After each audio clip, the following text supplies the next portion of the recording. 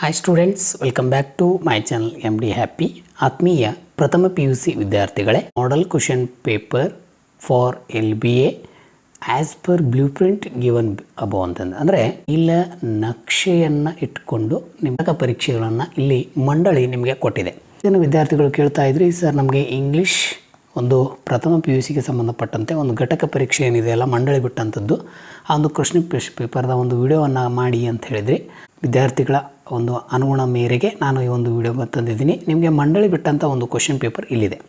First PUC time 45 minutes ಅಂತಿದೆ, 45 ನಿಮಿಷಗಳಿದ್ದಾವೆ. Maximum marks ನಿಮಗೆ 30 ಇರ್ತದೆ. Total number of questions 20. ವಿದ್ಯಾರ್ಥಿಗಳೇ, ನೀವು part A, part B, part C ಈ ರೀತಿ ಏನೇನಪ್ಪ ಅಂತಂದರೆ ಇಲ್ಲಿ ಒಂದೊಂದಾಗಿ ನೋಡುತ್ತಾ ಹೋಗ್ತೀರಿ. ಒಂದು ಸಣ್ಣ ರಿಕ್ವೆಸ್ಟ್ ಏನಪ್ಪ ಅಂತಂದರೆ, ನಿಮಗೆ ನಮ್ಮ ಚಾನಲನ್ನು ಇನ್ನೂ ಯಾರು ಸಬ್ಸ್ಕ್ರೈಬ್ ಆಗಿಲ್ಲ, ದಯವಿಟ್ಟು ನಮ್ಮ ಚಾನಲನ್ನು ಸಬ್ಸ್ಕ್ರೈಬ್ ಮಾಡಿಕೊಳ್ಳಿ. ಮತ್ತು ಇಂಥದ್ದೇ ಉಪಯುಕ್ತ ಮಾಹಿತಿಯ ವಿಡಿಯೋಗಳನ್ನು ತೆಗೆದುಕೊಂಡು ಬರ್ತಿರ್ತೀನಿ. ನಿಮ್ಮ ಸ್ನೇಹಿತರುಗಳಿಗೆ ವಿಡಿಯೋಗಳನ್ನು ಶೇರ್ ಮಾಡಿ. ತಪ್ಪದೆ ಕಮೆಂಟ್ ಬಾಕ್ಸಲ್ಲಿ ರಾಧೆ ರಾಧೆ ಅಂತ ಟೈಪ್ ಮಾಡಿ ಅಂತ ಹೇಳ್ತೀನಿ. ಯಾಕಂತಂದರೆ ನೀವು ಮಾಡುವಂಥ ಈ ಒಂದು ಕಮೆಂಟು ನನಗೆ ಬಹಳಷ್ಟು ನನಗೆ ಬೆಂಬಲವನ್ನು ಕೊಡ್ತದೆ ಅಂತ ಹೇಳ್ತೀನಿ. ಸೊ ಬನ್ನಿ ನೇರವಾಗಿ ಪ್ರಶ್ನೆ ಪತ್ರಿಕೆ ಕಡೆ ಹೋಗೋಣ. ಮೊದಲಿಗೆ ನಾವು ಪಾರ್ಟ್ ಎಯನ್ನು ಗಮನಿಸ್ತೀವಿ. ನೀವೆಲ್ಲರೂ ಗಮನವಿಟ್ಕೊಂಡು ಕ್ವೆಶ್ಚನ್ ಪೇಪರನ್ನು ನೋಡಿ. ನಿಮಗೆ ನಾಳೆ ಇಂಗ್ಲೀಷ್ ವಿಷಯದಲ್ಲಿ ಅತಿ ಹೆಚ್ಚು ಅಂಕಗಳು ತೊಗೊಳ್ಳೋಕ್ಕೆ ಸಹಾಯ ಆಗ್ತದೆ ಅಂತ ಹೇಳ್ತೀನಿ. Answer the following questions by choosing the right opinion ಅಂತ ಈ MCQ ಕ್ವಶನನ್ನು ಕೊಟ್ಟಿದ್ದಾರೆ. ಟೋಟಲ್ ಕ್ವಶನ್ 10 ಇದ್ದಾವೆ. ಅದರಲ್ಲಿ ನಿಮಗೆ 10 ಅಂಕಗಳು, 10 ಪ್ರಶ್ನೆಗೆ 10 ಅಂಕಗಳನ್ನು ಇಲ್ಲಿ ಕೊಟ್ಟಿದ್ದಾರೆ. ಈ ಒಂದು ವಿಡಿಯೋದಲ್ಲಿ ನಿಮಗೆ ಒಂದು ಜೆಂಟಲ್ಮೆನ್ ಆಫ್ ದಿ ಜಂಗಲ್ ಎಂಬ ಘಟಕದ ಮತ್ತು ಇನ್ನೊಂದು ದ ಸ್ಕೂಲ್ ಬಾಯ್ ಎನ್ನುವಂಥ ಈ 2 ಘಟಕಗಳ ಆಧಾರವಾಗಿಟ್ಟುಕೊಂಡು ನಿಮಗೆ ಒಂದು ಘಟಕ ಪರೀಕ್ಷೆಯನ್ನು ಮಂಡಳಿ ಕೊಟ್ಟಿದೆ. Once upon A time an elephant made friendship with dash in the gentleman of the jungle. ಒಂದಾನೊಂದು ಕಾಲದಲ್ಲಿ ದಿ ಜೆಂಟಲ್ಮೆನ್ ಆಫ್ ದಿ ಜಂಗಲ್ನಲ್ಲಿ ಆನೆ ಒಂದು ಡ್ಯಾಶ್ ಜೊತೆ ಸ್ನೇಹ ಬೆಳೆಸಿತ್ತು ಅಂಥೇಳಿ ಪ್ರಶ್ನೆಯನ್ನು ಕೇಳಿದ್ದಾರೆ. ಲಾಯನ್ನ, ಬಿ ಎ ಮ್ಯಾನ, ಡಿ ಹೈನಾ ಅಂಥೇಳಿ. ಸೊ 4 ಆಯ್ಕೆಗಳಲ್ಲಿ ಯಾವುದು ಅಂಥೇಳಿ ಉತ್ತರ ನನಗೆ ಕಮೆಂಟಲ್ಲಿ ನೀವೆಲ್ಲರೂ ತಿಳಿಸಿ ಅಂತ ಹೇಳ್ತೀನಿ. ನೀವು ವರಿ ಮಾಡಬೇಡಿ, ನೆಕ್ಸ್ಟ್ ನಾನು ವಿಡಿಯೋದಲ್ಲಿ ಇದರ ಒಂದು ಕೀ ಆನ್ಸರನ್ನು ನಿಮಗೆ ತೆಗೆದುಕೊಂಡು ಬರ್ತೀನಿ. ಸೊ ನೀವ್ಯಾರು ವರಿ ಮಾಡುವಂಥ ಅವಶ್ಯಕತೆ ಇಲ್ಲ, ಗೊತ್ತಿದ್ದರೆ ಕಮೆಂಟನ್ನು ಮಾಡಿ ಅಂತ ಹೇಳ್ತೀನಿ. 2ನೇ ಪ್ರಶ್ನೆನ ನೋಡಿ. The elephant flung the men out of the hut has ಅಂತ ಒಂದು ಕ್ವಶನ್ನಲ್ಲಿ ಡ್ಯಾಶನ್ನು ಕೊಟ್ಟಿದ್ದಾರೆ. ಅಂದರೆ ಆನೆ ಆ ವ್ಯಕ್ತಿಯನ್ನು ಗುಡಿಸಲಿನಿಂದ ಹೊರಗೆ ಎಸೆಯೋದಕ್ಕೆ ಕಾರಣ ಏನು ಅಂತ ಡ್ಯಾಶನ್ನು ಕೊಟ್ಟಿದ್ದಾರೆ. He was afraid of the rain ಅಂದರೆ ಅವನಿಗೆ ಮಳೆ ಭಯವಿತ್ತು. ಬಿಯನ್ನು ನೋಡಿ ನೀವು. He needed more space for his family ಅಂದರೆ ಅವನಿಗೆ ತನ್ನ ಕುಟುಂಬಕ್ಕೆ ಹೆಚ್ಚಿನ ಸ್ಥಳಾವಕಾಶ ಬೇಕಿತ್ತು. C he wanted to protect his own skin ಅವನು ತನ್ನ ಚರ್ಮವನ್ನು ರಕ್ಷಿಸಿಕೊಳ್ಳಲು ಬಯಸಿದ್ದನು. ಇನ್ನು D he did not like the man ಅಂತ ಹೇಳ್ತಾರೆ, ಅವನಿಗೆ ಆ ವ್ಯಕ್ತಿ ಇಷ್ಟವಾಗಿರಲಿಲ್ಲ ಅಂಥೇಳಿ ಪ್ರಶ್ನೆಯನ್ನು ಕೊಟ್ಟಿದ್ದಾರೆ. ಉತ್ತರ ಗೊತ್ತಿದ್ದರೆ ಕಮೆಂಟ್ ಮಾಡಿ. ಇನ್ನು ನೆಕ್ಸ್ಟ್ 3ನೇ ಪ್ರಶ್ನೆಯನ್ನು ನೋಡೋಣ ನಾವು. According to the elephant who invited the elephant in to the hut in the gentleman of the jungle ಅಂತ. ಈ ಪ್ರಕಾರ ದಿ ಜೆಂಟಲ್ಮ್ಯಾನ್ ಆಫ್ ದಿ ಜಂಗಲ್ನಲ್ಲಿ ಆನೆಯನ್ನು ಗುಡಿಸಲಿಗೆ ಆಹ್ವಾನಿಸಿದವರು ಯಾರು ಅಂತ ಕ್ವಶನನ್ನು ಕೇಳಿದ್ದಾರೆ. ಲಾಯನ್ ಸಿಂಹನ, ಮಿಸ್ಟರ್ ಬೊಫೆಲೋ ಎಮ್ಮೆನ, ಅಥವಾ ಮಿಸ್ಟರ್ ರೆನ್ಸೋರ್ಸ ಗ್ರಿಂಡಾಮುಗನ, ಮನುಷ್ಯನ ಅಂಥೇಳಿ ಈ 4 ಆಯ್ಕೆಗಳಲ್ಲಿ ಉತ್ತರವನ್ನು ನೀವು ಗಮನಿಸುತ್ತೀರಿ, ನೋಡಿರ್ತೀರಿ. 4ನೇದು in the gentlemen of the jungle leopard was ಅಂತ ಕ್ವಶನನ್ನು ಕೇಳಿದ್ದಾರೆ.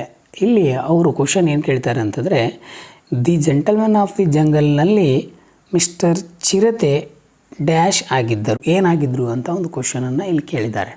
ನೀವು ಆಯ್ಕೆಗಳನ್ನು ಗಮನಿಸಿ. Secretary to the commission of enquiry ವಿಚಾರಣೆ ಆಯೋಗದ ಕಾರ್ಯದರ್ಶಿಗಳಾಗಿದ್ರ.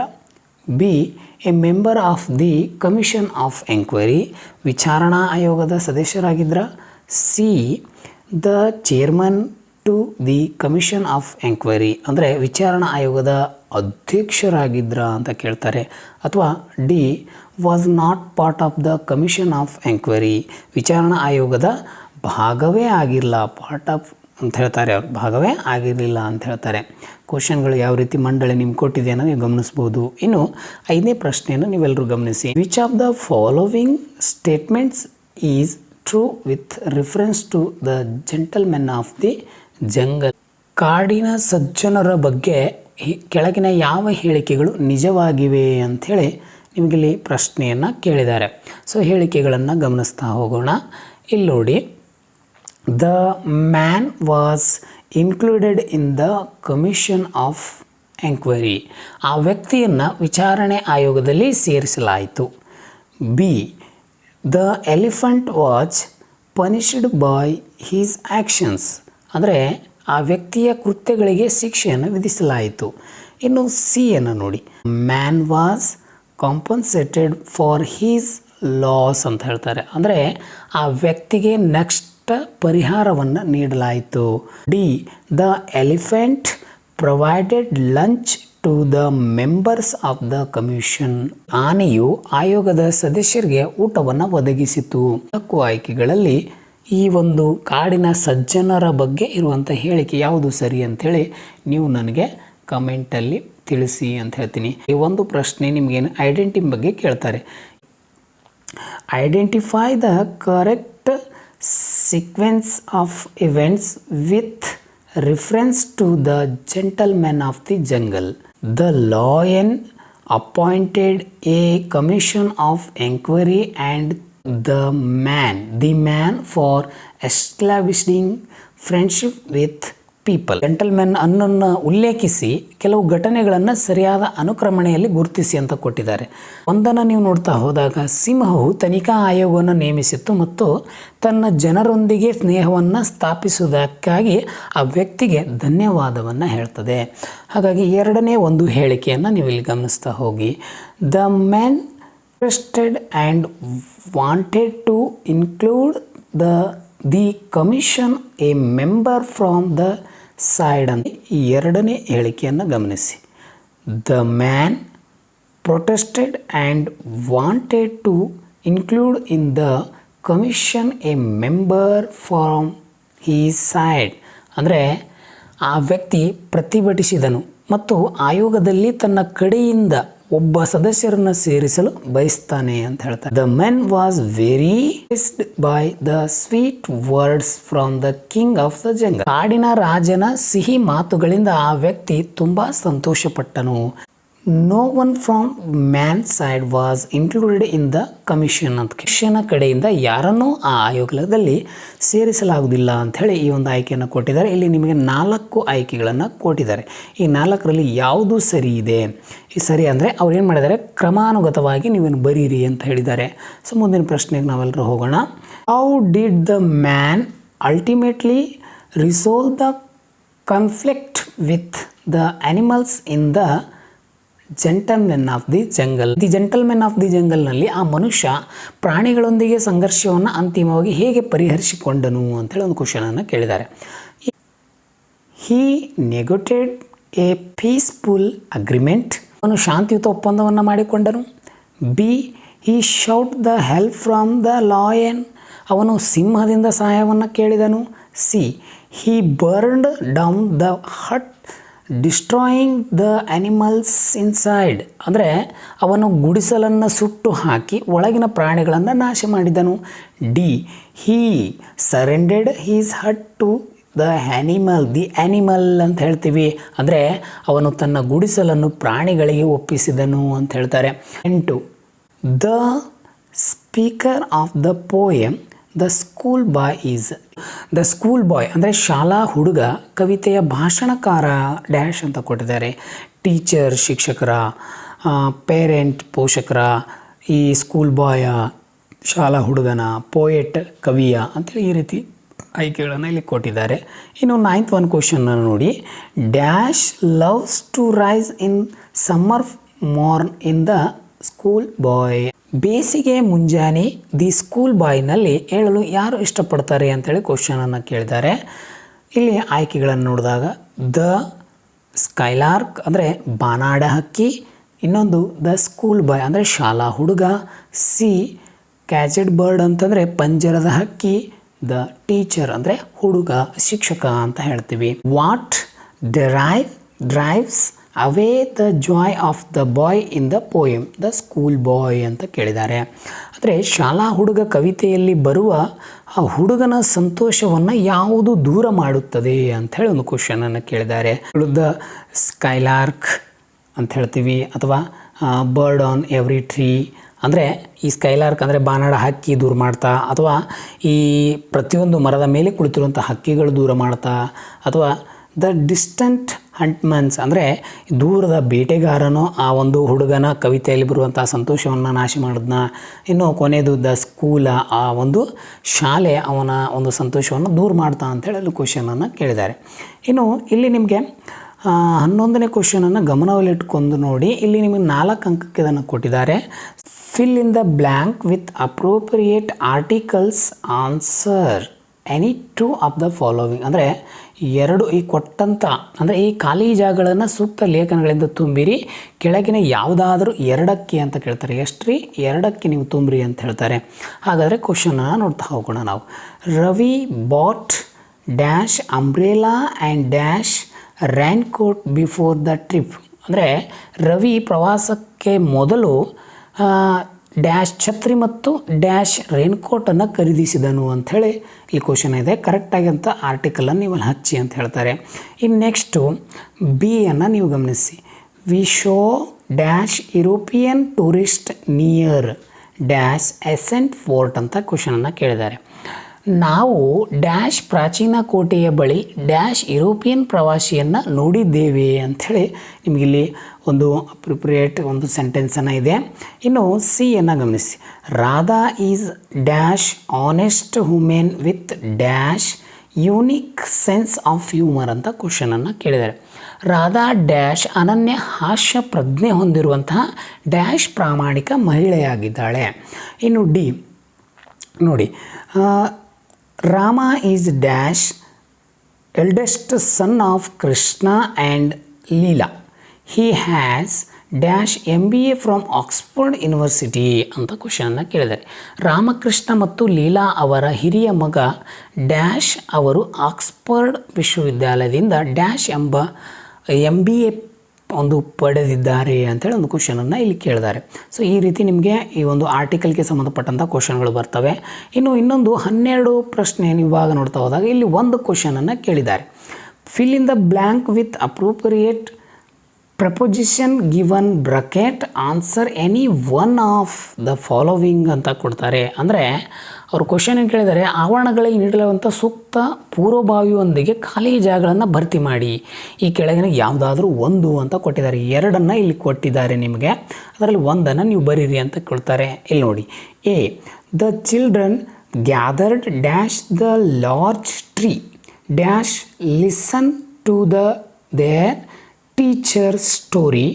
After the story ended they returned dash class happily to from under over ಅಂತ ಕೊಟ್ಟಿದ್ದಾರೆ. ಅಲ್ಲಿ ಸೂಕ್ತವಾದಂತಹ ನೀವು ಪ್ರಪೋಸಿಷನ್ಸನ್ನು ಹಾಕಿ ಅಂತ ಹೇಳ್ತಾರೆ. ಇನ್ನೊಂದಿದೆ ನೋಡಿ. ಅಂದರೆ ಅದರ ಅರ್ಥ ಏನಪ್ಪ ಅಂತಂದರೆ, ಮಕ್ಕಳು ಡ್ಯಾಶ್ ದೊಡ್ಡ ಮರವನ್ನು ಒಟ್ಟುಗೂಡಿಸಿ ಡ್ಯಾಶ್ ತಮ್ಮ ಶಿಕ್ಷಕರ ಕಥೆಯನ್ನು ಕೇಳಿದರು. ತದನಂತರ ಆ ಕತೆ ಮುಗಿದ ನಂತರ ಅವರು ಡ್ಯಾಶ್ ತರಗತಿಗೆ ಸಂತೋಷದಿಂದ ಹಿಂತಿರುಗಿದರು ಅಂತೇಳಿ ನಾವು ಇದನ್ನು ಕನ್ನಡದಲ್ಲಿ ಇದು ಮಾಡ್ಬೋದು. ಇನ್ನು B Ravi placed his books dash the table dash starting his homework. Later he went dash the playground to play cricket. Ravi ತನ್ನ ಪುಸ್ತಕಗಳನ್ನು ಡ್ಯಾಶ್ ಮೇಜಿನ ಬಳಿ ಇಟ್ಟು ತನ್ನ ಮನೆ ಕೆಲಸವನ್ನು ಪ್ರಾರಂಭಿಸಿದನು. ನಂತರ ಅವನು ಕ್ರಿಕೆಟ್ ಆಡಲು ಡ್ಯಾಶ್ ಆಟದ ಮೈದಾನಕ್ಕೆ ಹೋದನು ಅಂಥೇಳಿ ಈ ರೀತಿಯಾದಂಥ ಸರಳವಾಗಿರುವಂಥ ಪ್ರಶ್ನೆಗಳನ್ನು ಇಲ್ಲಿ ಕೇಳಿದ್ದಾರೆ. ಸೊ ಇವನ್ನು ಬಳಸೋದ್ರಿಂದ ನಿಮಗೆ ಬಹಳಷ್ಟು ಅಂಕಗಳು ಸಿಗ್ತವೆ ಅಂತ ಹೇಳ್ತೀನಿ. ಈಗ ಇನ್ನೊಂದು ಪ್ರಶ್ನೆ ಇಲ್ಲಿದೆ ನೋಡಿ. The cat jumped dash the wall and ran dash the garden. Finally it came back dash the house when it started to rain. ಅಂದರೆ ಬೆಕ್ಕು ಡ್ಯಾಶ್ ಗೋಡೆಯನ್ನು ಹಾರಿ ಡ್ಯಾಶ್ ತೋಟಕ್ಕೆ ಓಡಿತು. ಕೊನೆಗೆ ಮಳೆ ಬರಲು ಪ್ರಾರಂಭಿಸಿದಾಗ ಅದು ಡ್ಯಾಶ್ ಮನೆಗೆ ಹಿಂತಿರುಗಿತು. ಇಲ್ಲಿ ಫ್ರಾಮ್ ಇದೆ, ಇಂಟು ಇದೆ, ಓವರ್ ಇದೆ, ಟು ಇದೆ. ಸೊ ನೀವು ವರಿ ಮಾಡಬೇಡಿ, ನೆಕ್ಸ್ಟ್ ಒಂದು ವಿಡಿಯೋದಲ್ಲಿ ನಿಮ್ಗೆ ಇದರದ ಕಂಪ್ಲೀಟ್ ಆಗಿರುವಂಥ ಕೀ ಆನ್ಸರನ್ನು ನಾನು ಕೊಡ್ತೀನಿ. ಸೊ ಈಗ ನೇರವಾಗಿ ನಾವು ಪಾರ್ಟ್ ಬಿಗೆ ಇನ್ನು ಹೋಗ್ತೀವಿ. ಸರ್ ಪಾರ್ಟ್ ಬಿಯಲ್ಲಿ ಏನಿದೆ ಎಲ್ಲ ಗಮನಿಸಿ. Answer the any one of the following two words to phrases to sentence ಅಂತ ಕೊಡ್ತಾರೆ. ಅಂದರೆ ಕೆಳಗಿನ ಯಾವುದಾದರೂ ಒಂದಕ್ಕೆ 2 ಪದಗಳಲ್ಲಿ ಅಥವಾ 2 ವಾಕ್ಯಗಳಲ್ಲಿ ಉತ್ತರಿಸಿ ಅಂತ ಹೇಳ್ತಾರೆ. 2 ಅಂಕಗಿರ್ತದೆ, ನಿಮಗೆ ಇದು ಭಾಳ ಇಂಪಾರ್ಟೆಂಟು. 13th ಒಂದು ಕ್ವಶನ್ ಅನ್ನು ನೋಡಿ. Name any 2 members appointed to the commission of enquiry in the gentlemen of the jungle. ಇನ್ನು ಇಲ್ಲಿ ದಿ ಜೆಂಟಲ್ಮೆನ್ ಆಫ್ ದಿ ಜಂಗಲ್ನಲ್ಲಿ ವಿಚಾರಣಾ ಆಯೋಗಕ್ಕೆ ನೇಮಕಗೊಂಡ ಯಾರಾದರೂ 2 ಸದಸ್ಯರನ್ನು ಹೆಸರಿಸಿ ಅಂತ ಒಂದು ಕ್ವಶನ್ನ ಕೇಳಿದ್ದಾರೆ. 14th one. What did the king of the jungle went to have in his kingdom? He is the gentlemen of the jungle ಅಂತ ಕ್ವಶನನ್ನು ಕೇಳಿದ್ದಾರೆ. ದಿ ಜೆಂಟಲ್ಮೆನ್ ಆಫ್ ದಿ ಜಂಗಲ್ನಲ್ಲಿ ಕಾಡಿನ ರಾಜನು ತನ್ನ ರಾಜ್ಯದಲ್ಲಿ ಏನನ್ನು ಹೊಂದಲು ಬಯಸಿದನು ಅಂತೇಳಿ ಕ್ವಶನ್ನ ಇಲ್ಲಿ ಕೇಳಿದ್ದಾರೆ. 15th ಅಂತನ ನೋಡಿ. What kind of hut did men build finally in the jungle of gentlemen of the jungle ಅಂತ ಕ್ವಶನನ್ನು ಕೇಳಿದೆ. ಆ ವ್ಯಕ್ತಿ ಅಂತಿಮವಾಗಿ ದಿ ಜೆಂಟಲ್ಮೆನ್ ಆಫ್ ದಿ ಜಂಗಲ್ನಲ್ಲಿ ಯಾವ ರೀತಿಯ ಗುಡಿಸಲನ್ನು ನಿರ್ಮಿಸಿದನು ಅಂಥೇಳಿ ಈ ರೀತಿ ನಿಮಗೆ ಒಂದು ಪ್ರಶ್ನೆ ಅಲ್ಲಿ 2 ಅಂಕಕ್ಕೆ ಕೇಳ್ತಾರೆ. ಇನ್ನು ರೋಮನ್ ಸಂಖ್ಯೆ 3 ನಾವು ಪಾರ್ಟ್ ಬಿಯಲ್ಲಿ ನೋಡ್ತಾ ಹೋದಾಗ answer any of the following in a paragraph about 16 words ಅಂತ ಇದೆ. ಇಲ್ಲಿ 16th describe the circumstances that lead to appointment of the commission of enquiry in the gentleman of jungle ಅಂತ ಕ್ವಶನ್ ಇದೆ. How did the member of commission of enquiry justify their act of not including any men in the gentleman of the jungle ಅಂತ question ಇದೆ. What did the men finally do in order to get justice in the gentlemen of the jungle ಅಂಥೇಳಿ 3 ಅಂಕದ ಒಂದು paragraph ಕ್ವಶನ್ನ ಕೇಳಿದರೆ any ಅಂದರೆ ಯಾವುದಾದ್ರೂ ಈ 3ರಲ್ಲಿ ಒಂದು ಕ್ವಶನನ್ನು ನೀವು ಬರಿಬೇಕು. ಇನ್ನು ಪಾರ್ಟ್ ಸಿಗೆ ನಾನು ನಿಮ್ಮನ್ನು ಕರ್ಕೊಂಡು ಹೋಗ್ತೀನಿ. ಇಲ್ಲಿ ನೀವೆಲ್ಲರೂ ಗಮನಿಸ್ತಾ ಹೋಗಿ ನೋಡಿ. Fill in the blanks with suitable from of the verbs given in bracket ಅಂತ ಕೊಟ್ಟಿದ್ದಾರೆ. ಬ್ರಾಕೆಟ್ಗಳಲ್ಲಿ ನೀಡಲಾದ ಕ್ರಿಯಾಪದಗಳನ್ನು ಸೂಕ್ತ ರೂಪದೊಂದಿಗೆ ಖಾಲಿ ಜಾಗಗಳಲ್ಲಿ ಭರ್ತಿ ಮಾಡಬೇಕು. 8 ಅಂಕಗಳಿದೆ ನೋಡಿ. ನೀವು ಇಲ್ಲಿ ಈ ಒಂದು ಗ್ರಾಮರ್ ವಿಭಾಗಕ್ಕೆ ಸಂಬಂಧಪಟ್ಟಂತೆ ಗಮನದಲ್ಲಿಟ್ಟುಕೊಳ್ಳುವಂಥದ್ದು ನೀವೇನಪ್ಪ ಅಂತಂದ್ರೆ ಕ್ರಿಯಾಪದಗಳು ಭಾಳಷ್ಟು ಇಂಪಾರ್ಟೆಂಟ್ ನಿಮಗೆ. ಒಂದೊಂದನ್ನು ಇಲ್ಲಿ ನೋಡ್ಕೊತ ಹೋಗೋಣ. 19th ಒನ್ ನೋಡಿ.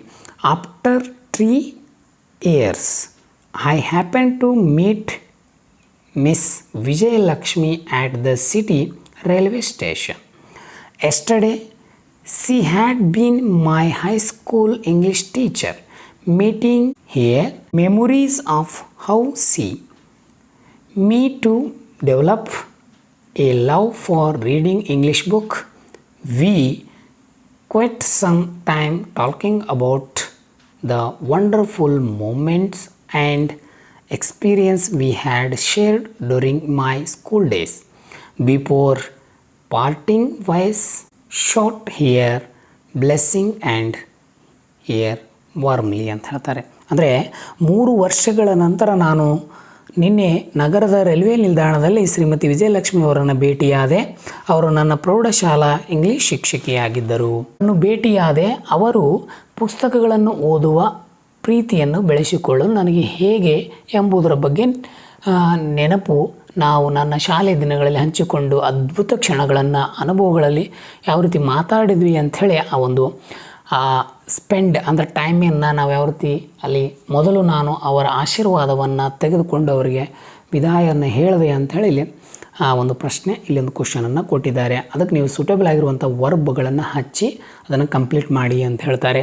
ಇನ್ನು ಈ ಒಂದು ಮಾಡೆಲ್ ಕ್ವಶನ್ ಪೇಪರ್ ಕೊನೆಯ ಪ್ರಶ್ನೆ. After many years Rahul dash his grand parents in their village. They overjoyed to see him and him with warm hug, and he spent quality time talking and sharing happy memories with them before leaving Rahul to visit again ಅಂತ ಹೇಳಿ ಕ್ವಶನನ್ನು ನಿಮ್ಗೆ rice ಮಾಡಿದ್ದಾರೆ. ಹಲವು ವರ್ಷಗಳ ನಂತರ ರಾಹುಲ್ ಅವರ ಹಳ್ಳಿಯಲ್ಲಿ ಅವರ ಅಜ್ಜ ಅಜ್ಜಿಯರನ್ನು ಭೇಟಿ ಮಾಡಿ ಅವರು ನೋಡಿ ಸಂತೋಷಪಟ್ಟರು. ತದನಂತರ ಅವರೊಂದಿಗೆ ಮಾತನಾಡುತ್ತಾ ಮತ್ತು ಸಂತೋಷದ ನೆನಪುಗಳನ್ನು ಹಂಚಿಕೊಳ್ಳುತ್ತಾ ಉತ್ತಮ ಸಮಯವನ್ನು ಕಳೀತಾರೆ. ಆದರೆ ಹೊರಡುವ ಮೊದಲು ರಾಹುಲ್ ಅವರಿಗೆ ಒಂದು ಪ್ರಾಮಿಸನ್ನು ಮಾಡಿ ನಾನು ಮತ್ತೆ ಶೀಘ್ರದಲ್ಲಿ ಮರಳುವೆ ಅಂಥೇಳಿ ಏನಪ್ಪ ಅಂತಂದರೆ ಪ್ರಾಮಿಸನ್ನು ಮಾಡ್ತಾರೆ. ಸೊ ಆತ್ಮೀಯ ಒಂದು ಏನು ಪ್ರಥಮ PUC ವಿದ್ಯಾರ್ಥಿಗಳಿದ್ದಾರೆ, ನಿಮಗೆ ಈ ಒಂದು ಇಂಗ್ಲೀಷ್ ವಿಷಯದ ಒಂದು ಮಾಡೆಲ್ ಕ್ವಶನ್ ಪೇಪರ್ ಹೇಗೆ ಅನ್ನಿಸ್ತು ಅಂಥೇಳಿ ಈ ವಿಡಿಯೋದಲ್ಲಿ ನೀವು ಕಮೆಂಟನ್ನು ಮಾಡಿ ಅಂತ ಹೇಳ್ತಾ ಈ ವಿಡಿಯೋವನ್ನು ಇಲ್ಲಿಯೇ ಕೊನೆಗೊಳಿಸ್ತೀನಿ. ಸೊ ಎಲ್ರಿಗೂ ಧನ್ಯವಾದಗಳು. ರಾಧೆ ರಾಧೇಯ.